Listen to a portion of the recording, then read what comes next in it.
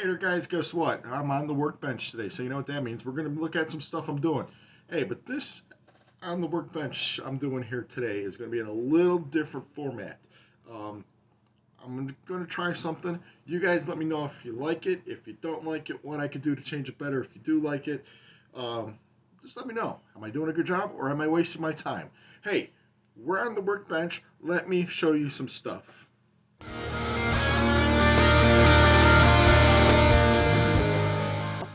Hey there, guys, we're on the workbench here, so I want to show you some stuff I've been working on here lately. I've been busy and I just want to update you. So today we're going to look at a few things. We're going to look at a Revell 71 Plymouth Hemi Cuda that I'm working on. I want to show you my finished build of the 1979 AJ Foyt car. And I want to talk to you about a 1949 Ford that is not coming out so well. So let's first talk about a couple things.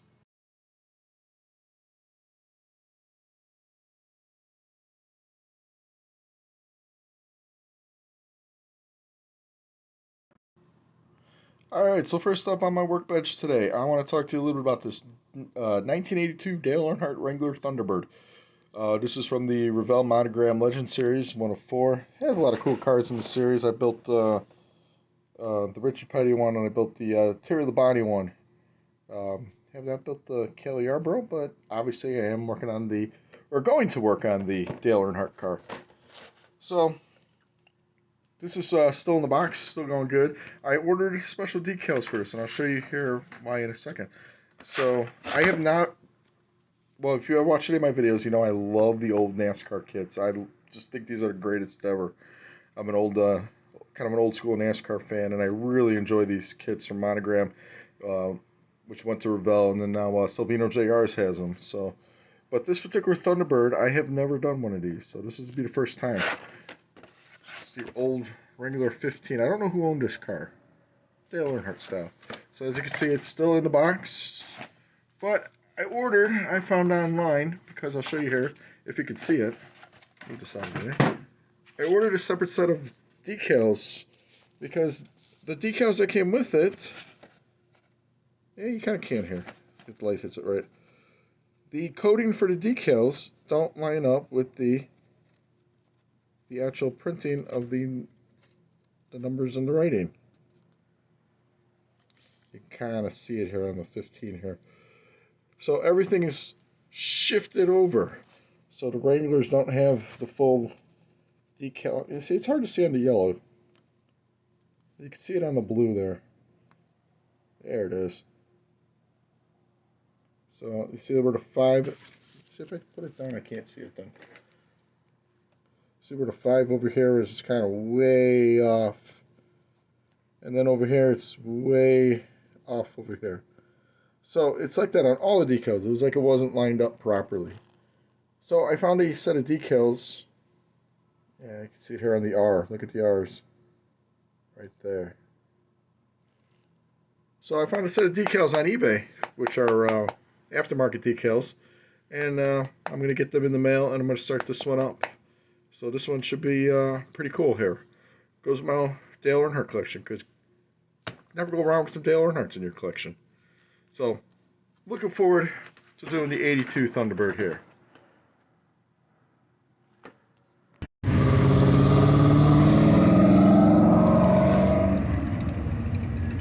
Alright, we're looking at the AMT 1949 Ford.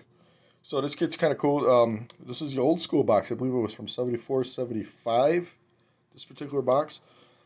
My partner at work found this for me at an estate sale. Picked it up for $5. So I get it, and I noticed everything was there. Everything looked good. The chassis was built. The engine's built. Nice selection of wheels. Underneath, just need some touch-up paints on it. No biggie, right? It looks really good. So, I went to paint the body, and the first time I painted the body, it didn't come out even. So I sanded it all down, got it going again. And the second time I painted the body, and I tried to do a real nice red on it. The second time I did the body, it fell off the stand. I mean, it was literally sitting there. I'm done painting it. It looked really good. And then it went whoo, punk. And I was like, oh, man.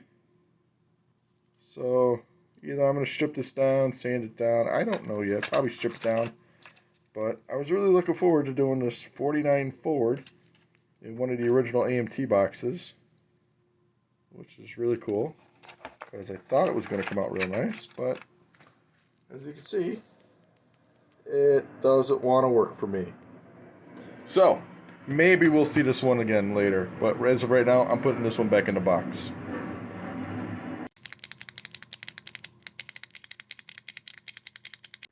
Next up on the workbench is actually something I'm working on right now. It is the Revell 71 Plymouth Hemi Cuda 426 from the Revell Muscle Series. This car, if it comes out good, is going to have a build, final, and review special video for it, but right now I'm just showing you what I got going. I have body parts in primer right now. Ooh, I dropped some stuff. Still got all that needs to be black. These need to be color of the car. Radiator wall still needs to be color. The car is in a nice smooth primer. I used to Duplicolor primer and then wet sand it. So this kit I've had no problems with whatsoever. Here's the hood. I've had no problems with whatsoever. It's been going together really good. Everything fits. There's not a lot of flash on it. Here's the chassis. Yoink. So the interior is just a tester's tan with a flat black. And obviously, as you can see, I need a little touch-ups on the black there. Dashboard, I got it silver with the white gauges, which is kind of hard to see here. Wood steering wheel. Might do some touch-ups on that to make it look a little better. One of the things I find interesting, so it's an old tub interior, but I noticed it's been around for a while, but when you let you look at the those silver marks, we're trying to be the door handles, window knobs, but all the detail on the doors are kind of faded away. So I may paint over that to redo that. So I thought that was kind of interesting. The molds kind of need to be refreshed a little. That's the word I'm looking for, refreshed. Because the detail on it's kind of going away, but it's going to look okay. Chassis itself, nothing special. Got the big Hemi 426. Just painted it orange. Black valve covers. Yellow fan, because I always do that on my cars underneath. Suspension. This is, like I said, this is a very simple kit. Suspension is very few parts. Front suspension is very few parts. I mean, they literally give you one set of tires to work with. I black washed them. So not a lot to work with, but hey, this is going to look pretty cool when it's done. So like I said, as long as the paint comes out, and the paint is actually going to be a Tamiya TS34 camel yellow. It's going to have that with the classic Hemi decal striping, the black striping. I think that's going to look really cool, the golden yellow. Or the golden black, I should say. So look forward to seeing this here in a upcoming review video. Very excited for this one. On to the next part. So here's a kit I was looking very forward to showing a review for. And then earlier on the bench, back in the old format, I talked about getting the A.J. Foyt 1979 Oldsmobile 442 kit from Salvino JR. I was very excited to do it. Didn't have an A.J. Foyt car in my collection, and I thought this would be really cool. Now, as you guys know from any of my videos, I am a huge old school NASCAR fan and love the old school NASCARs, and really appreciate Salvino JR coming out with these kits. So I did not do a final review of this one because, and it's no fault of the kit whatsoever. So I started this kit, started building it, and you know when you have those kits that just don't go together properly for you, no matter what you do, how you do it, it's just not working. This was one of those kits. I put it in the box about 3 times, took it out 4 times, finally finished it the 4th time. And you know, like I said, the kit, I built these kits before. They go together really well. I just don't know what happened to this one. You can see the front tire sits way too low here. The hood doesn't quite sit in. I couldn't get the grill to fit in. The paint itself was left over of a tester can that for some reason took like a week to dry. I don't know what happened there. The roll cage didn't sit right on it. And like I said, I've built these before. I've built these before, and I built these with great results. The hood doesn't quite sit right, and then if you take the hood off, the engine sits too high. Because if you put the air filter in, by the way, I really like this air cleaner. The two separate parts here. I can't get it in. And then it kind of screws on the top like a real air filter. That's cool. But anyways, you see it sits too high, so you would never get the hood on. So this sits with the hood, or if I want it with the hood, that sits off. And then I ended up cracking underneath the windshield here. Like I said, this is no fault of the kit. No fault of the kit whatsoever. Like I said, I've tried to do this so many times that it's all blurry. I tried to do this so many times that it didn't work. I don't know what the deal was. I want to do another one, just so I could. Hold on a second. Let me wipe the camera down here for a second. There we go. All right. Is that better?